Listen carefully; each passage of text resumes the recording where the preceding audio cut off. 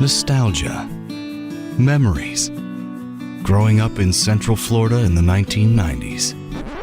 What a bunch of sappy crap. It's the Sappy Crap Podcast, starring Steve Bauman and Jarman Day.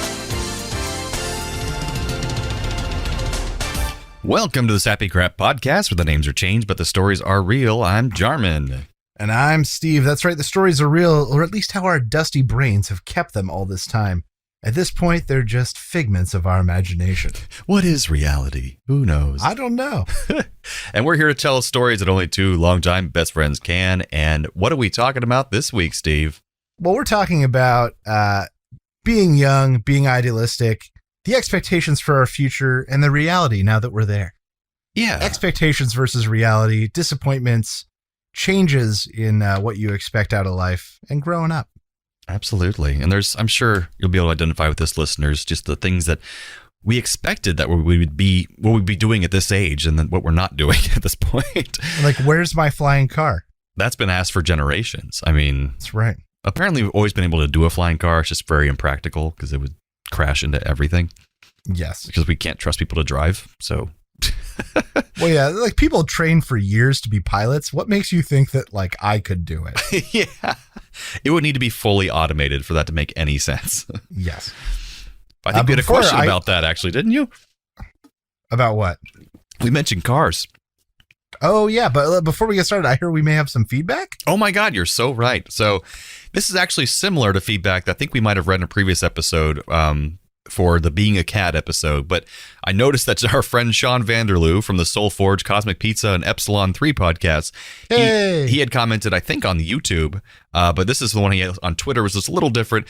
Listen to Being a Cat, and I have to say, I could totally relate. I laughed out loud several times. Reminds me of a few Soul Forge episodes I've recorded. We are definitely not alone in doing less than nice things. Yeah, we all regret stuff. And if you listen to that episode, folks, we explain all of our regrets out in the open. Men are terrible. We're generally pretty terrible. But pretty bad. Yeah. Thanks for that, Sean. Appreciate it. So let's talk about expectations versus reality.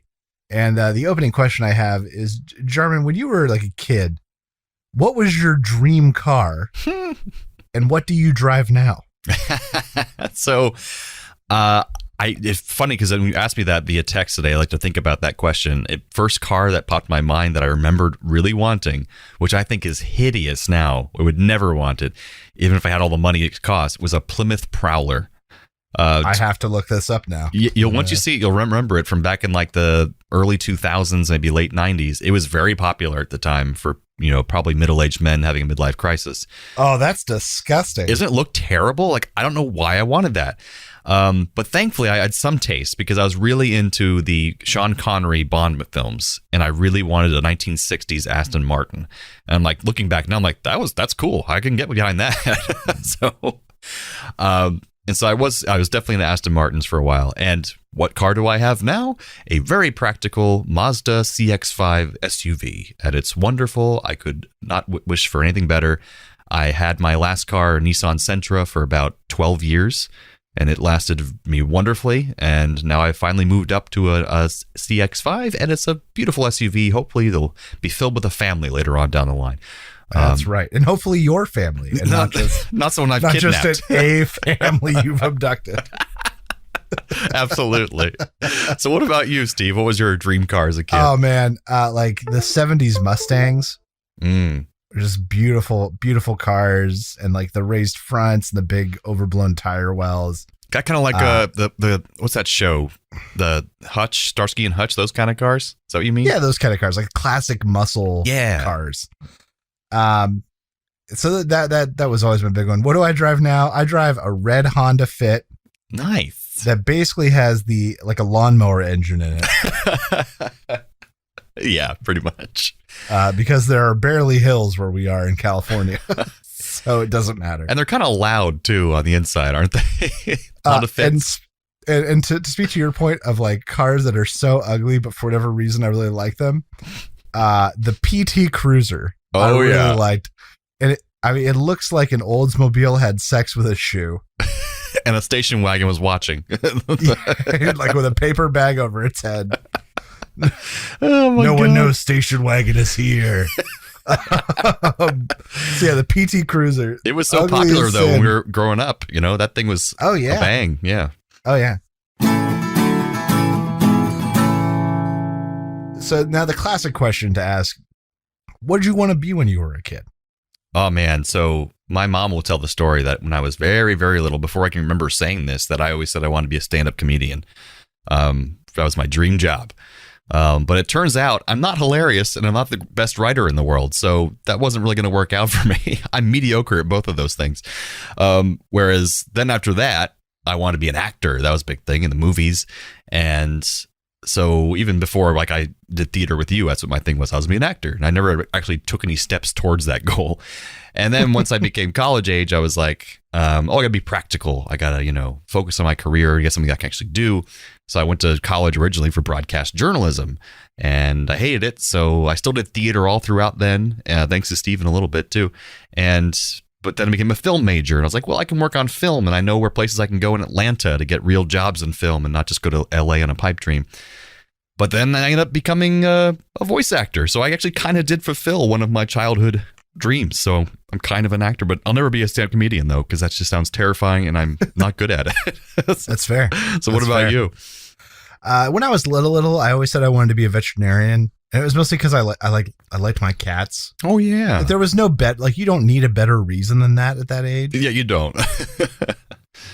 But then I realized they're basically doctors and it takes like 7 or 8 years to become a vet. I'm all right. A lot of people go to college for 7 years. They're called doctors. Yeah, they're called doctors. And then, of course, I for a while, I wanted to be an actor and a performer. And that got beaten out of me pretty quick, mostly because there's just no money in theater. Right. There just isn't.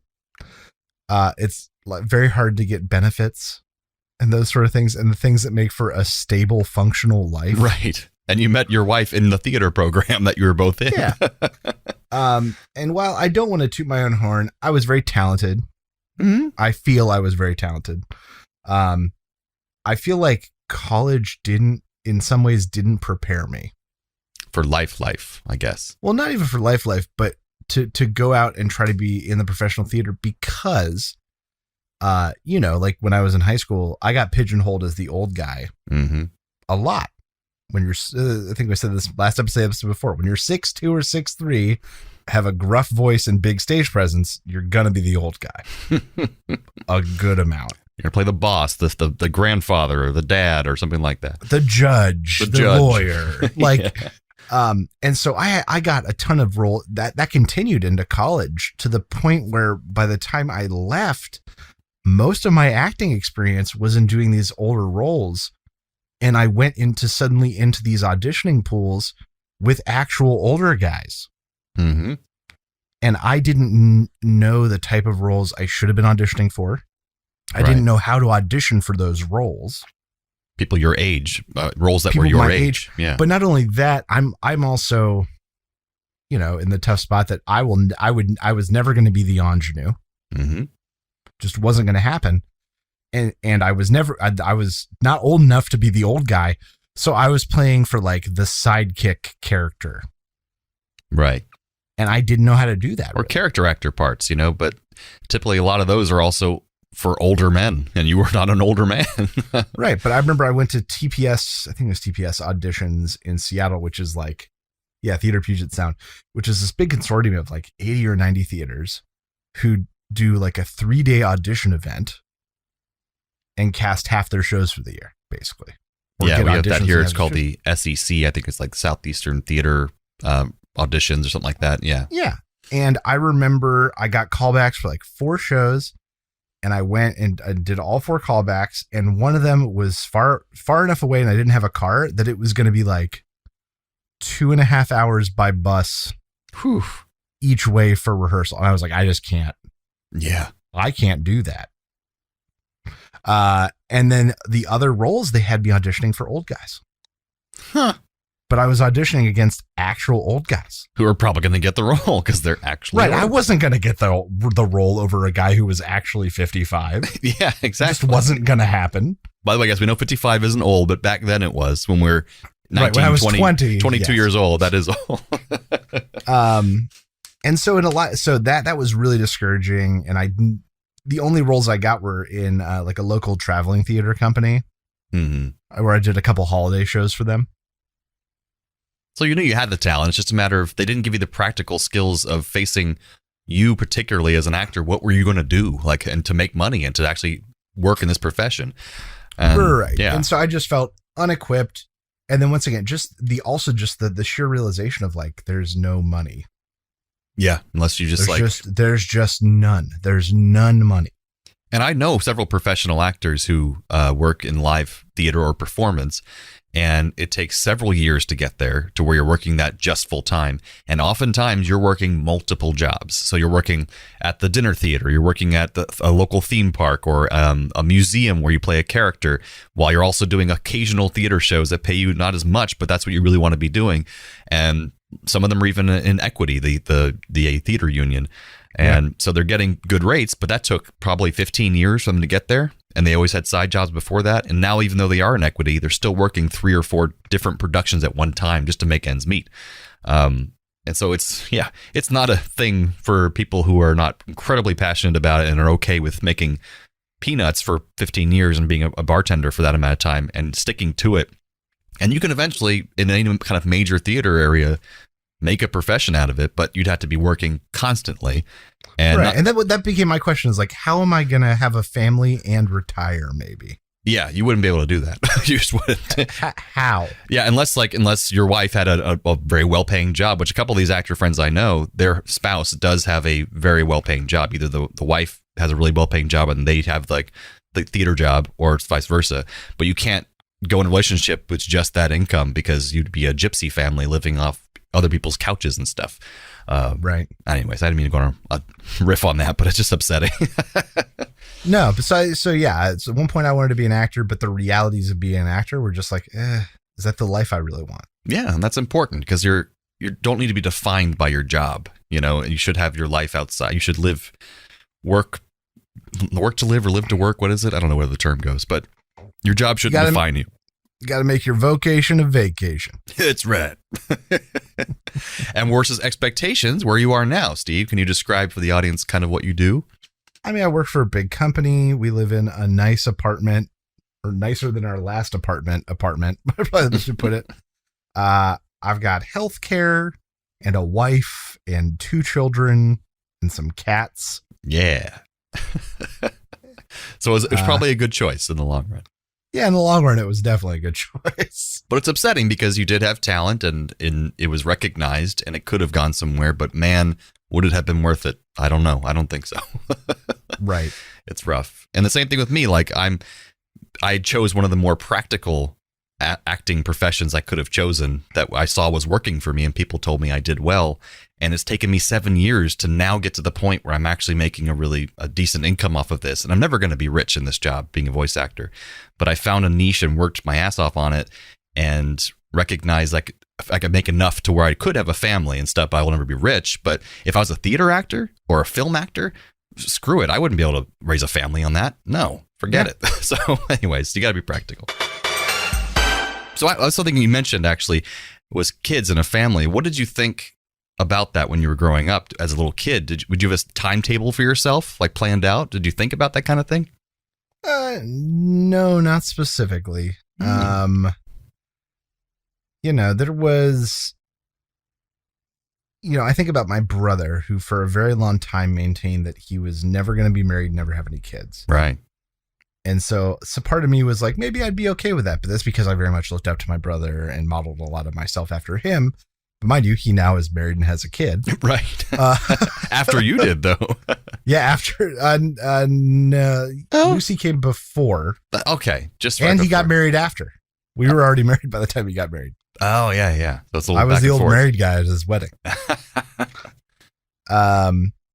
So I think I always wanted 2 kids. Like I maintain this. I've always wanted 2 kids because that's what I grew up with. And a lot of people say that it's like whatever you want is a lot of times what you grew up with. Yeah.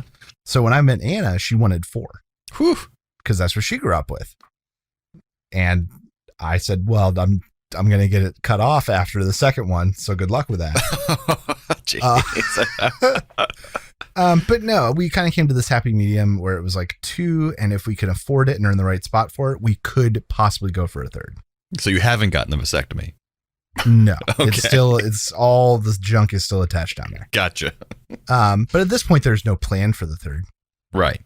You know. But yeah, you know, I think I wanted to maybe start having kids a little younger than we did, but at the same time, it came down to like when it was right for us. Yeah. And when we were in a spot to support it. That's what makes sense. And you guys, I think, really hit the sweet spot of age and funds and where you were at in your life. And it just timed out pretty darn well. Whereas I have wanted kids as long as I can possibly remember. I've always wanted to be married and have kids, probably 2, like you said, but also because I grew up mainly with my sister and I. So it was 2 of us. And I thought it was always good to have a buddy, at least, you know. It's like have 2 cats, so your cat has a friend. And so I'd never imagined a million years out of our group of friends that I'd be the last guy to be married with kids. I always imagined I'd be the first. By 24, I'd have a wife and a kid already, living in a house in the suburbs. But that didn't happen.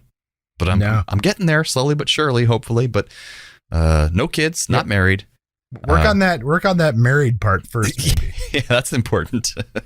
Think about it. Not essential, but it's important. And speaking of that, I mentioned living in a house in the suburbs. Did you ever imagine where you'd want to live when you were growing up? Like what kind of place you imagine your adult self in? Or like what kind of city even, like where you thought you might be? I was never like a big city kid. Now, mind you, I really did. I enjoyed our time in New York very much. And, you know, it's a part of Anna and I's relationship and background and who we are now. But at the same time, I fully admit New York takes, like a big city takes a lot of energy. Of course. It takes a lot of energy to go do anything. So I've always been very much more like a suburbs kid. Yeah. And I love the energy of a city. But at the same time, it's like you don't get to leave if you live there, like in the middle of it. And also now it's just the expense. Like it's hard to live in any city in the United States right now because it's just so incredibly expensive. Hence why, insane. You know, you make really good money and you're living in an apartment where you should be that money. If you're making that back in, you know, even the 80s, you'd be living in like a 3-bedroom house in that same area. You know, it doesn't make any sense. Oh, we would have paid it off like 2 years ago. Oh yeah. It'd be insane. Done. It'd be done. So I'm trying to convince. Like the fact is I could move to Pittsburgh and buy a house tomorrow. Yeah, exactly. Like tomorrow I could buy a house, but here it's like a pipe dream. Oh yeah. You'd be a millionaire to make enough for that kind of thing. And that's, I think when I was a kid, I always imagined myself living in a luxury condo or a loft apartment in downtown New York, something like that. For some reason, that was my big thing I wanted to do. And now I'm just like, oh, give me a giant amount of space anywhere. As long as I can be like half an hour from a big city, I'll be happy. But I'll take a yard and 2 bedrooms. I mean, I don't even care about the yard. I just want a big amount of space. I love storage. I love keeping things. I love hoarding things if I can. So I just want lots of space. Living in a tiny apartment in the city just sounds like miserable to me. If that's my second place, sure. But I don't think that's going to happen anytime soon. That's fair. That's fair. But yeah, that was my expectation versus the reality of homes. That didn't really work out the way I wanted to. All right. What's a pet you always wanted as a kid? Well, when I was real little, I always wanted a chimp. But that is neither practical or safe or legal. I don't think so. That wasn't going to happen. Did chimps at like 2 years old just go insane? They just kill things. If you see a human being handling and cuddling with a chimp, it is 2 years old or younger. I see. Because there's a point where they literally go nuts and probably don't want to be touched. They go insane. It's the only way to put it. They go crazy. They become unhandleable. I didn't know that. Oh yeah. Oh my gosh. Once again, that's the reason whenever you see somebody handling a chimp, it is a baby chimp. It is like a little chimp. You never see people like hugging full-size chimps because they will murder you. Rip your face off like that one lady famously happened to her. She had because unlike a gorilla and orangutans, which are territorial and strong, but they're also vegetarian, chimpanzees hunt other primates. Oh God, they're ferocious. They are ferocious hunting animals that hunt in packs. That's with terrifying. Coordinated attacks. They are as scary as velociraptors, people. I did not know that. Yeah, there's some really crazy videos on YouTube of chimps working in teams to hunt monkeys. Wow. That's just not good. Well, I also just I wanted more dogs than I thought I would want, because now I'm older. I don't really want dogs because they destroy things, they eat everything, they slobber on things. But my girlfriend is dead set on getting one someday, and I'm warming up to the idea as long as it's done correctly and we find the right kind of dog that's, friendly and not a slobber monster. That would be great because I'm very OCD and clean. So that sounds miserable. What about you? What pets did you fantasize about? So the ones that I always wanted, was a English bulldog. Oh, yeah. Like a cute little barrel-chested, wrinkle-faced mutt. Always wanted one, and still kind of want one. But as an adult, I recognize they have been bred to the point where they are unhealthy, like freaks. I won't even say of nature, because nature didn't do this to them. Right. That wasn't their fault. Manned it to it. Terrible, eye issues, breathing problems. There are huge issues of spina bifida. Oh gosh. If you ever look at I looked at one point, like Bulldog Rescue or Bully Rescue or something like that. Like of the dogs on there, if you look, like 80% of them have a little heart next to them because they require some sort of special care. Oh, it's just not worth it, folks. Let them breed out of that business. So while I would love a good bulldog, I admit that they are just in really bad shape as a breed. Like a really bad shape as a breed. I have to mention, I just saw this. I was at a little cafe yesterday with my girlfriend, and we walked by, and there's this giant dog. I've never seen a dog this tall before. And I thought I knew a lot about the big dog breeds. I'm always fascinated by them. So we looked it up, and it's an Irish Wolfhound, which I'd seen pictures of before, but didn't realize they're the tallest known species of dog. There's ones that are bigger, like the one that's the Scooby dog, the Great Dane, that kind of thing. Because this one's thinner, but it's the tallest one. It's got shaggy gray hair. And apparently they were bred originally to hunt wolves. So they're so big and dangerous that they can kill wolves. And it was the friendliest looking thing in the world. It looked like so happy and content. It was just laying out on the sidewalk, but it's just gigantic. And the idea, the fact that it fears nothing because it's the biggest apex dog predator there is. So maybe I'll get that dog someday. That'd be great.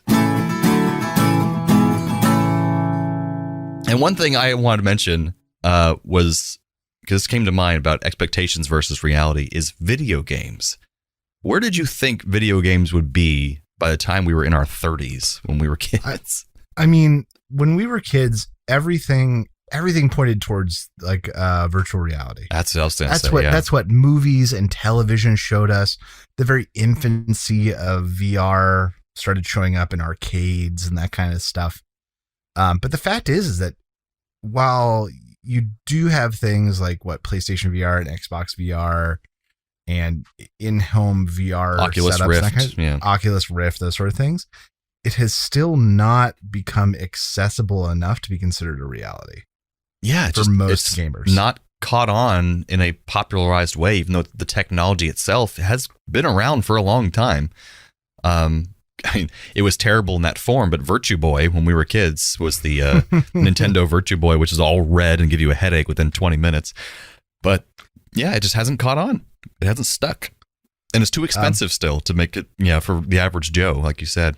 But yeah, so I think VR was where we all thought it was going, but I did imagine the graphics would be better by now. Like, the graphics are really good now, but by the time I was in my 30s, I imagined graphics would be, you could not tell the difference between reality and the graphics were that good. Like, it would be just like reality. And it's not nearly there yet, but it's beautiful what it is these days. But I mean, that's all based on computing power. Yeah. And computer power is exponential, but it has not grown sort of at the rate expected that we originally thought. It's still exponential. It's still crazy. The fact that, when my first computer that we had, our gateway out of the box had 100 megahertz of RAM. Yeah. 100 megahertz. And right now, the computer in front of me, which is itself 4.5 years old, let me see.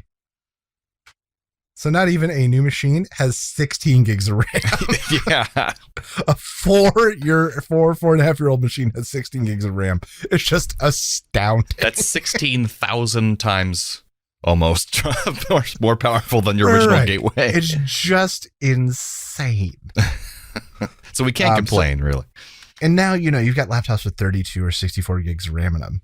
It's absolutely crazy. But no, I think that it's a limit of processing power. And then I think also it's a limit of time.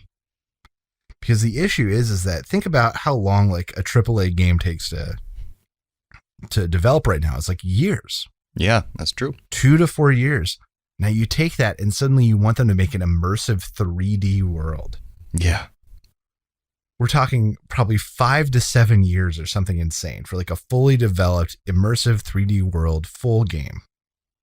So you're basically working off technology from 7 years ago when the game releases. Right. And you are lashed to that technology. Mm-hmm. That's the reason that if you look at games that came out for the PlayStation 4 when it first came out versus games that came out at the end, it's insane, the difference, because they were just figuring out what they could do with the tech. Yeah. They were just figuring out how they could push the system. So if you look at the first games that came out for PS4 versus the ones that are still coming out, it's night and day. It looks like they're like a decade apart from each other. It's crazy. Well, now we have PS5, so not even a thing anymore. I'm always behind a generation of which machines. I only play PS4 games on, so it doesn't matter. Hey, at least it's backwards compatible. That's right.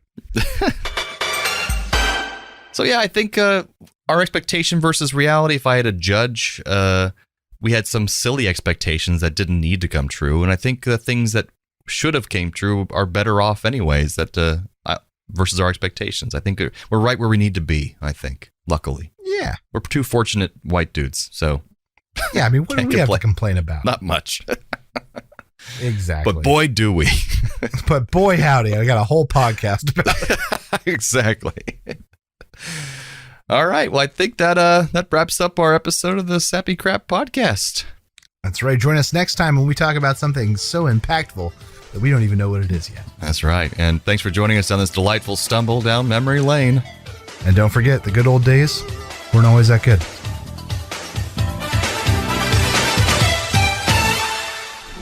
This podcast was brought to you by A Play on Nerds.